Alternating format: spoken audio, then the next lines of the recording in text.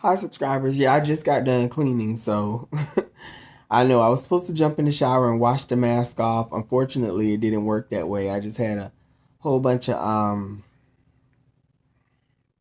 aquariums to clean up and cleaning up the bathroom, cleaning up, just getting stuff situated.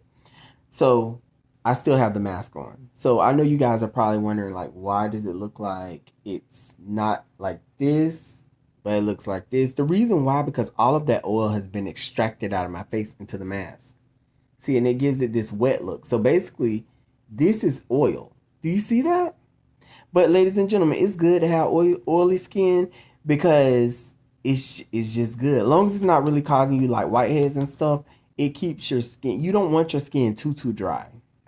You know what I'm saying? So I'll take this mask off and my skin will go back to its naturally oily self. But I could tell when it's overly oily. And that usually happens like, if I'm sitting, chilling, lounging around my apartment and I haven't washed my face for like a day or two, that's what happens. So it's no biggie. I just usually I'll take this every so often because you don't want to overdo it.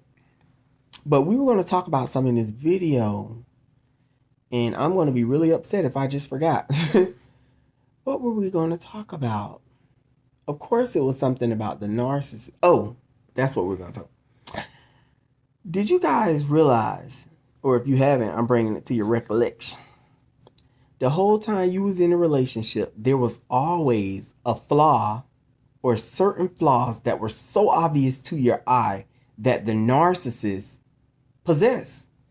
But from the kindness of our heart, we just never took it to that route to put them down because we felt sorry for them, ladies and gentlemen. And we knew what we were getting ready to say. It was obviously going to be like right on point. So it was like we just hid it away. And throughout the arguments, we would say everything else, but we would never mention that one thing. Like how maybe they were a drop dead shot, deadbeat. They couldn't dress well. Maybe there was something that you didn't like on them physically, whatever it was. Could have been something mentally, but you just knew. We just never took it to that route because that's my little sister Ashley Diaz hitting me up. Shout out to you, Ashley. Yes, I just got your message on Instagram, so you're in the video now. But that's what it was, ladies and gentlemen. We actually wanted to spare their feelings and look at what they did to ours. That's why I encourage anyone and everyone, if you're involved with a narcissist, make sure when they're saying something to you, you're equally saying something to them to tear their ass down as well. Make sure you break it down because they really don't feel good about themselves.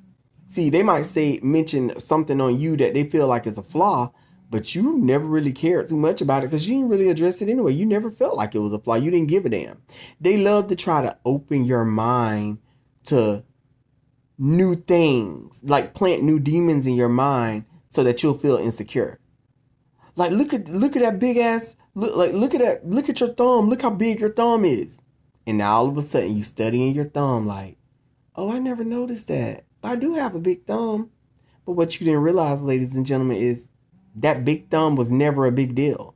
It's just because the narcissist mentioned it, they tried to get it planted inside of your mind, inside of your psyche. So that's the way you'll feel every time afterwards. Now, all of a sudden, that thought of that big thumb is starting to erode on your psyche and slowly break you down little bit by little bit. No, ladies and gentlemen, you make sure you call their ass out. Now, I've been watching, a few movies, and I've watched movies that pertain to narcissism. Certain movies that just pertain to narcissism. All of the Disney movies have a lot of that. With the villains, the evil villains, very manipulative. And then you have the empaths, which is the princesses and princes and all that stuff that's in Disney movies. And in real life, I watch real life movies and I would see, different situations and stuff, and it would be involved narcissists. And I say, wow, this is a good movie for people to watch because it pertains to the narcissist, like The Hand That Rocks the Cradle and shit like that. There's one movie in particular, though, ladies and gentlemen. I know I posted it in my community post. The movie Ma. That is a spitting replica. I don't know how they were able to do it. Had to be a narcissist that had parts in creating that movie. Because that right there is a spitting replica, a spitting image of the way the narcissists see themselves, the way the narcissist wants to fit in. That movie describes all of that. The way the narcissist felt insecure, the way the narcissist was jealous of people and their time and their in. Watch the movie Ma, ladies and gentlemen. Ma. Y'all know what movie I'm talking about, with the black lady and the high schoolers. She was inviting them over to her basement at her house to have booze, and before you know it, she done joined in with them like she damn near 16, and she's drinking with him and partying with him, and it was just very bizarre. It was over the top, and ladies and gentlemen, it was a good example of what a narcissist is. So for those of you that haven't watched the movie Ma, make sure you watch that movie.